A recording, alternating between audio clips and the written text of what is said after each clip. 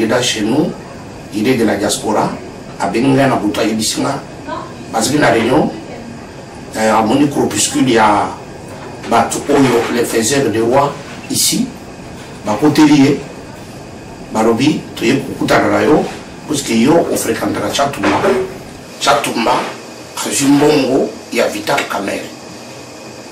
Bisso, tu es Bisayo, Bisso, tu es au Bomaye, tu es au Salemabe. Comme je n'ai pas l'autorisation de citer son nom par rapport à sa sécurité, alors, tu solo naé plus d'une heure. Alors, il y a un Chatumba, nuit et jour, ni de loin, ni de près. Chatumba, il n'est pas dans cette optique. C'est un homme de conviction, il a ses convictions, il fait ses déclarations de ma conviction. Lundi, Oyo, tout ça qui n'a pas gare du Nord, mon ami, Edi Kapunju, c'était vers 16h-17h. Tout ça, tout ça qui n'a Edi Kapunju, parce que là, on a vu ça. Tant que tu as Edi Kapunju na gare du Nord, on a dit que 17 ans, 16 ans, tonton. Tu es tonton Zéro? Ah oui, c'est Bichon. Ah bien, c'est bon. Ah bien, vraiment. On nous a amené au cybercafé de la gare du Nord ici. On nous a montré les images. Tu as beaucoup d'argent. On nous a dit que toi, et tu collabores avec les pouvoirs de Kinshasa et tu amènes l'argent ici, tu achètes des maisons. On nous a montré comment dans votre pays, des femmes, on nous a montré des films, des femmes on a coupé, des femmes tuées, coupées, égorgées. Et comment vous faites des choses comme ça? On nous a donné l'argent pour te faire du mal. Ah, on vous a donné quoi? Ah, on nous a acheté une bière là. On nous a dit que c'est toi là, tu as beaucoup d'argent. Mais nous t'avons regardé, nous avons compris que tu es tonton. Ah, mais je l'ai dit, mes fils, quelqu'un qui a l'argent, comme on vous a dit là, je peux me promener à la gare du Nord comme ça. Ah, vous me trouvez à la gare du Nord, où je suis en kilote, cet argent là, je dois faire quoi avec? Ah, mais non, tu prends ta sécurité, hein. Parce que il ne faut pas prendre cette menace à la légère. Hein. Bon, j'ai parlé avec eux et fini. Mardi à midi, j'étais à la gare de Roni. Avant d'arriver à la gare de Roni, quand je suis arrivé à la gare de Noisy-le-Sec, un monsieur m'a suivi à Bibichon. Donc, on a très haut. Comme si, parce qu'on t'a yo, parce qu'on guettait yo, parce qu'on. Ah, il y a pas de problème. Ah, bien, on a eu des vidéo. Bon, on a quitté le centre commercial, on a centre commercial. Insurrection et il y a petit monde qui va libérer dans tout. Libérer petit mayawa. Tout le monde est là, on a l'issue. Il y a tout la l'issue, ça dit qu'il y a l'issue. Et je peux à mon aîné. Si on a glissé, babingaï de toi, le tout le monde a c'est un camp. Si on a petit bani kokima, n'a pas pensé qu'il a pas. N'a eu aucun cas à la foule, ma proso qui va. Les pas tout le temps. Mais c'est Stéphane, arrête-toi, Stéphane, arrête-toi. Oh, de la chance que nous t'avons eu. De la chance que nous t'avons eu. Et pourtant, ma pollution va t'amener à mon tagare.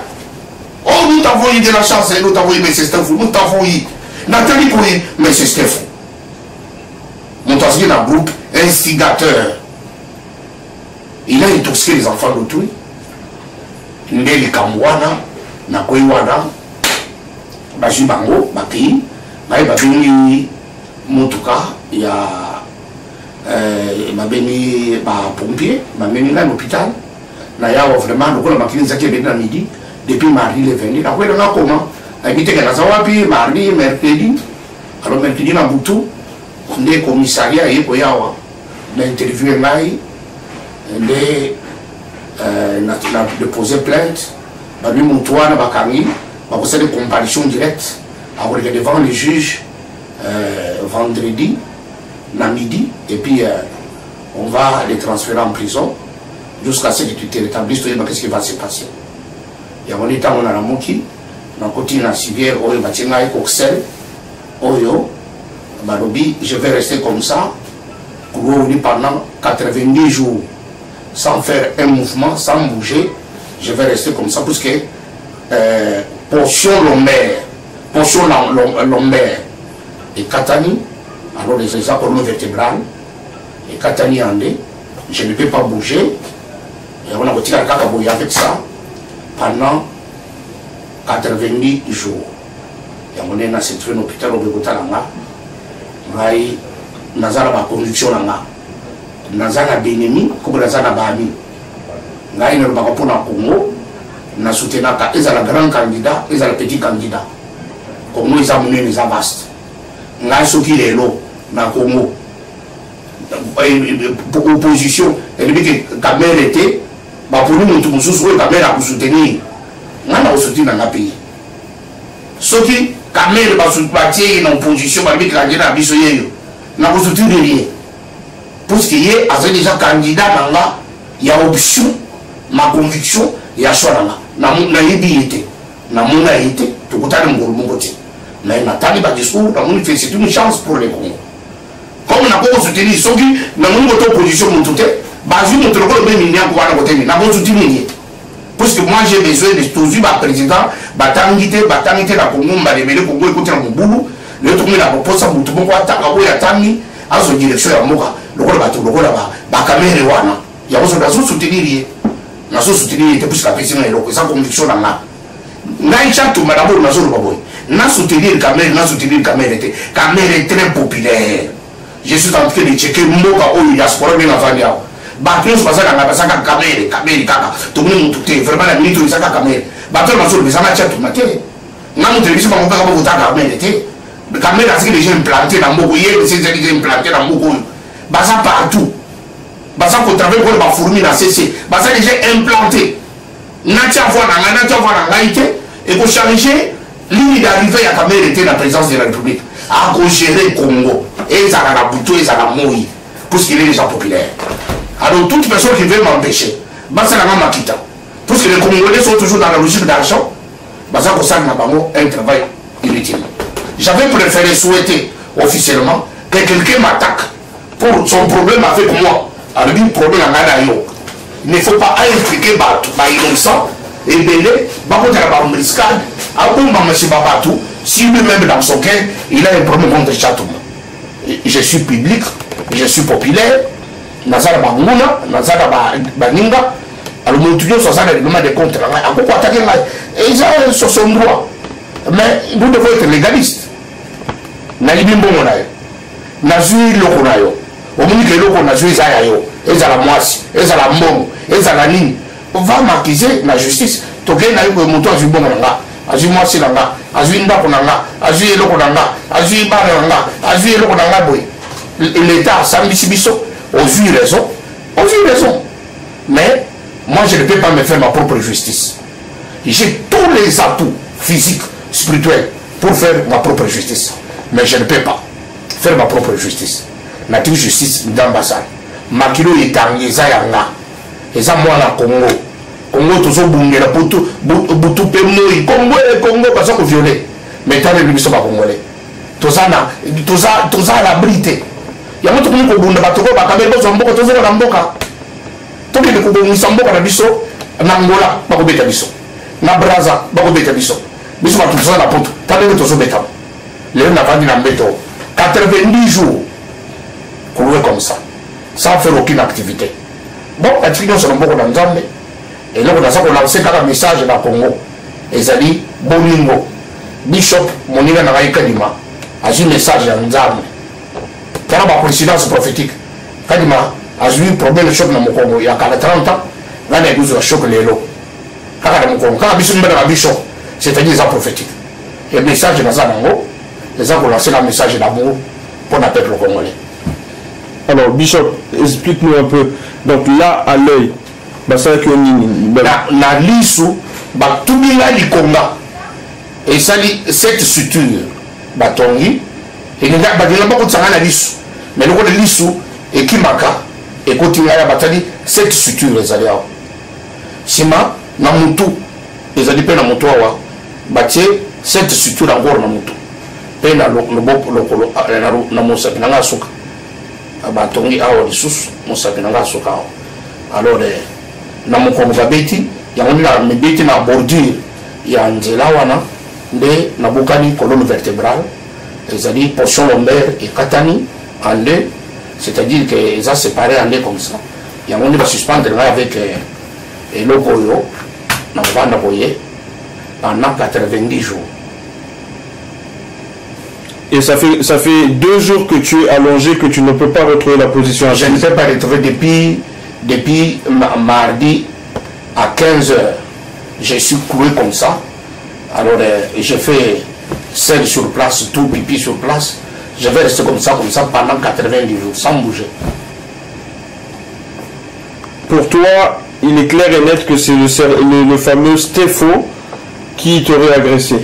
Et heureusement, la police m'a attendu combo. Attendez, monsieur Stéphane, oh, nous avons de la chance. Nous avons fixé les gars, nous avons dit monsieur. Batami combo par les policiers. Mais c'est Stéphane, oh, nous avons de la chance. C'est-à-dire c'était un monsieur qui était recherché. Monsieur Koulouna, Oyazali, Awa, Nakati Amoko Oyo, Koulouna Oyo, Tozo Boko de Koulouna Oyo, Bakimi Nakongo, Bazali déjà. Pour ceux qui ne connaissent pas le fameux Stéphane, est-ce qu'il a un pseudo, il a un surnom, on l'appelle comment? Mais parce que même Babé Masombo. C'est son nom. Mais Kombo, Oyo, Azoya, général Mokoboye, il y a la Tambana, général Basakana, l'Allemagne va réclamer Rumba Tatanabango. Mais il y a Azo Kombo, les usurpations d'identité, à l'Ati. On a fait tous les Moutazo, Azukombo Kanambe, Alitiki, Azukombo Kabil. Ah, ok, tout ça d'abord, Bazuba Komo la Bawa, Tatanabango Batiki, Bazukombo, ma famille Moussous Balati, pour passer à l'Ouest Bassan. Il y a Kayo Mokosa la Makamulayo. Nous avons utilisé Batuke, nous avons tout, d'aller à Kamongo, nous avons collabo, nous avons Kamongo, on a dit ma femme violée, on a dit ma Katini Mabomo, on dit que Monto, on a salé à Makamona Monto. Est-ce qu'il y a comme on m'a dit Kamonga, nous avons un pasteur. Là, que nous avons Makamoni, tout ça, tout Bounia, tout Tamoun, nous avons Makabo ici. Nous avons allé, beaucoup de Makamon, on a pu utiliser pour lui à nos frères. Avez-vous des relations avec l'UNC ou son président Vital Kamerhe?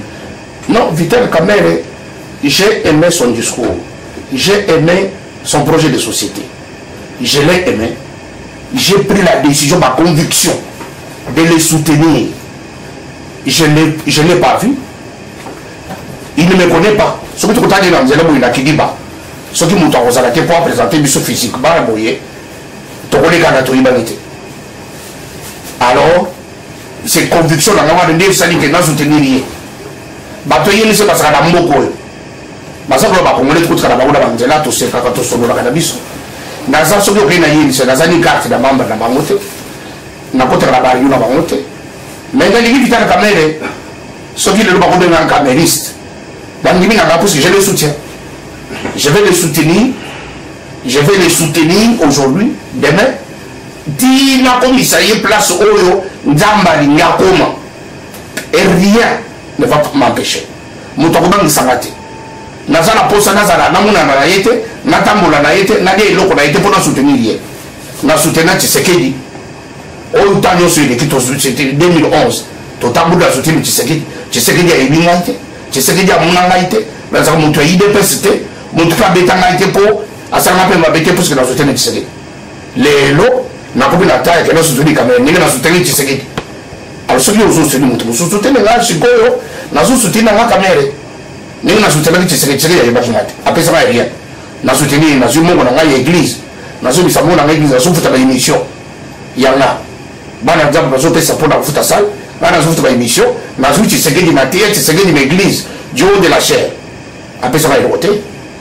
Les lots, nous avons une option. Pourquoi les gens me font un procès? Pendant qu'on a haine, il y a pas. Comme les gens populaires, est-ce que c'est pas se cacher derrière Masolo, il y a Vital Kamerhe UNC, mais combat nayo na baba ezo continue puisque alobaki que oyiba et moi si. Na nazo linga ezala clair. Clair yake oye likambo clair. Moi si nanga ozi batu. Ba o yedi ke ba yibi place moi si no azalaka. Bazwinga, ba témoin. Tout le qui moi si ango. C'est comme ça qu'il faut mettre fin.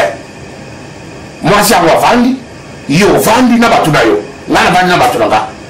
Moi si ango yeyo. Moi si ango yeyo.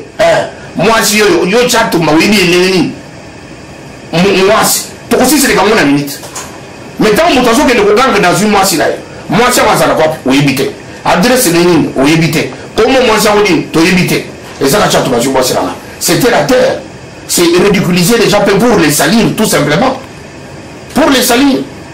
Comment on va mwasi na yo mutu bobimba zo mwasi na yo mutu buso ko na mwasi na ngako mayaye te ko bi normal et ça normal te ayi vérité oyo ni ngako lo batte parce que ça qui chatte c'est mon nom il a profité de mon nom pour salir mwasi aboya yikala so ki mwasi wa zo mutu mususu occupé nete mais ce qu'on a mutu mwasi ko chatumba abi tena dembe ko ko na ngaisa na actualité chatumba. Mais donc aujourd'hui sur ton lit à l'hôpital oso reconnaître quand même que obimana mwasiwana na bimana mwasiwana te mwasiwana sananga c'est différent ngana bimana mwasi amututi ça je le répète devant la caméra ngana kuta mwasi sa mobali to dingana.